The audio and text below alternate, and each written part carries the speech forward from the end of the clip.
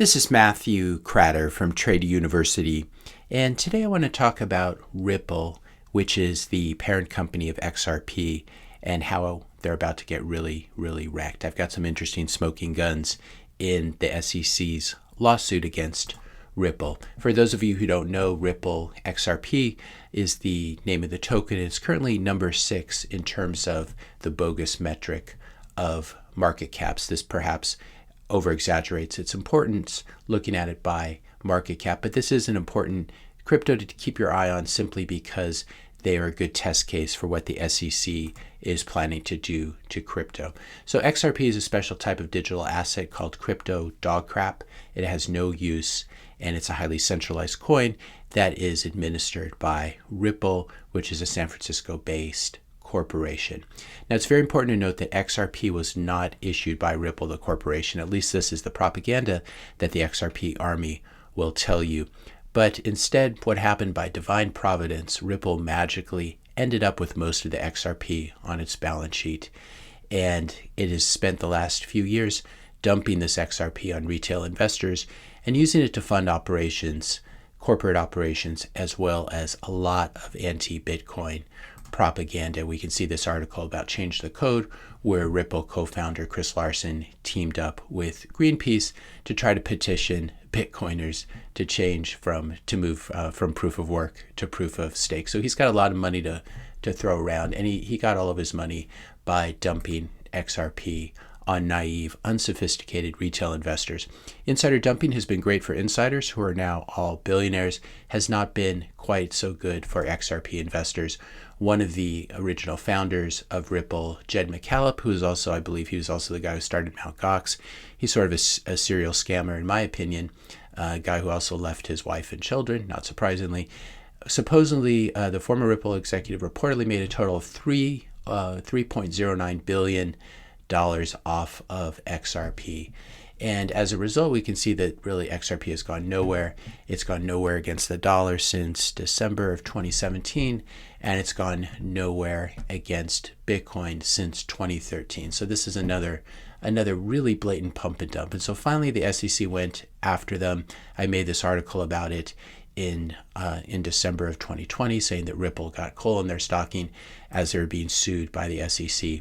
SEC charges Ripple and 2 executives with conducting $1.3 billion unregistered securities offering.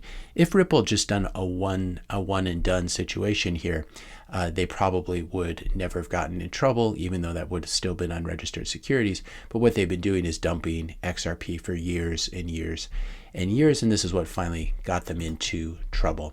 Now, XRP, as we said, it clearly is a security. It clearly passes the Howey test and is thus an unregistered security, and this is what these executives are being accused of and sued for by the SEC.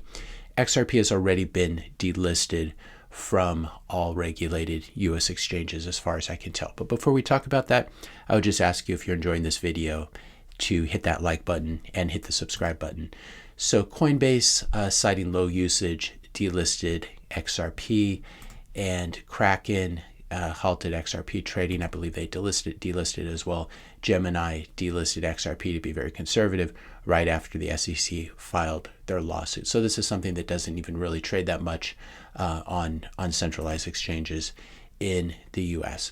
So what's this lawsuit about? Well, the Ripple exec said, boo-hoo-hoo, nobody ever told us we were doing anything wrong. We didn't know it was wrong to just print up our own money and dump it on naive investors. The SEC said, yeah, it's not actually money, it's a security. There's this thing called the Howey test, and we told you many times. That's my non-legal summary of this case.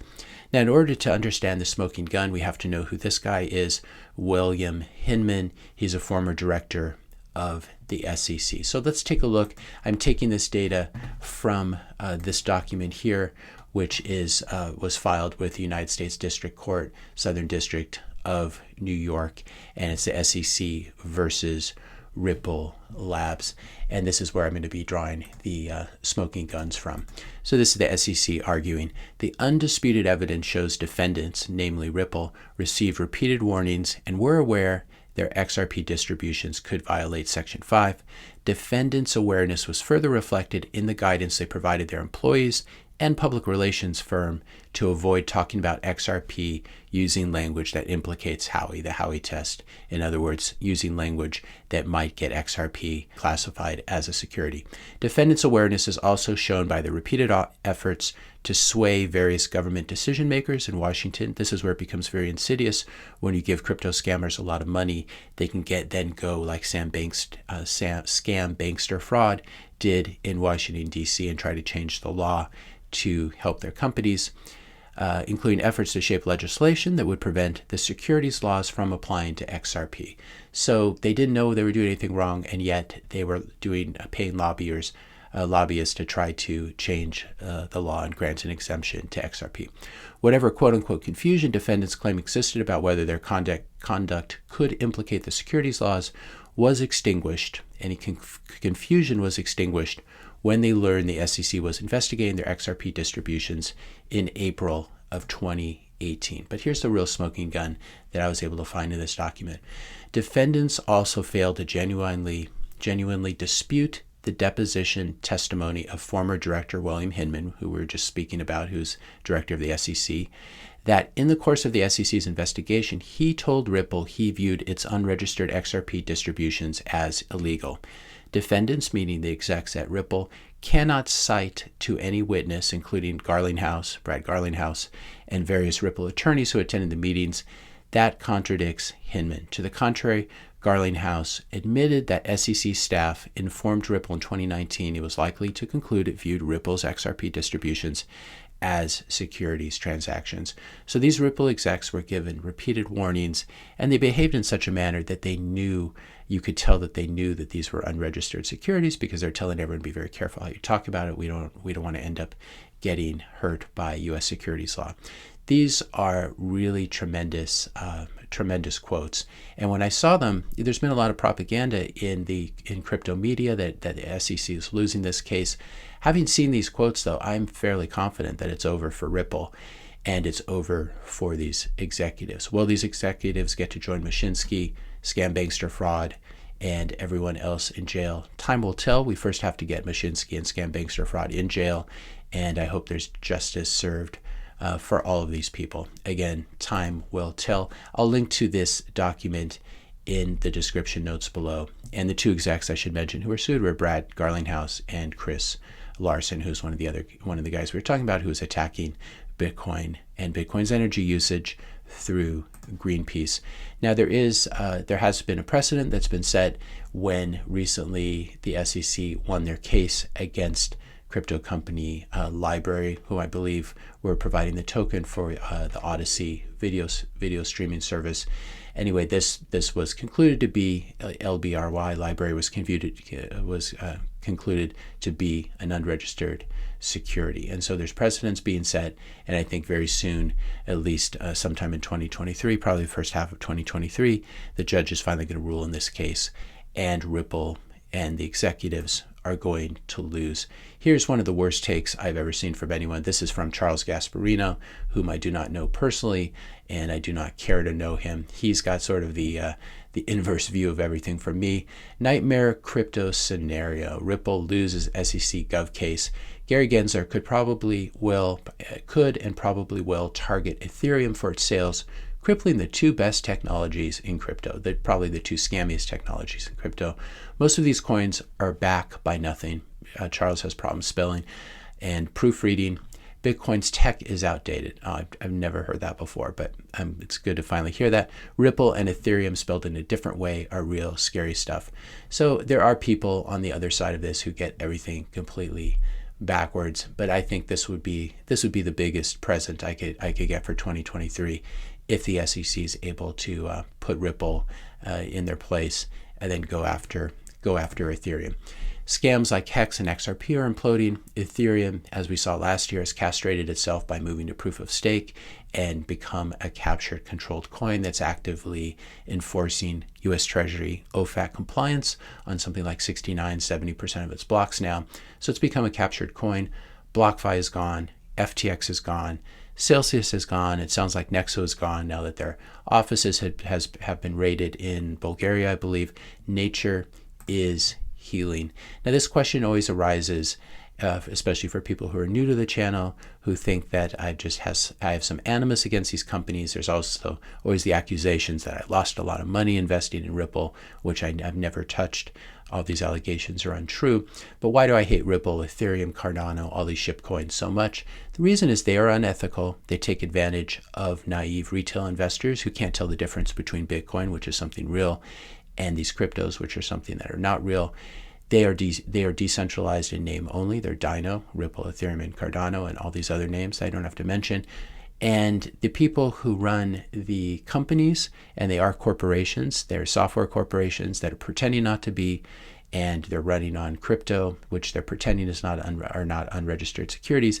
These people are constantly muddying the waters, and they're using their ill-gotten gains to constantly spread and fund attacks on Bitcoin and attacks on legitimate projects. Don't believe me?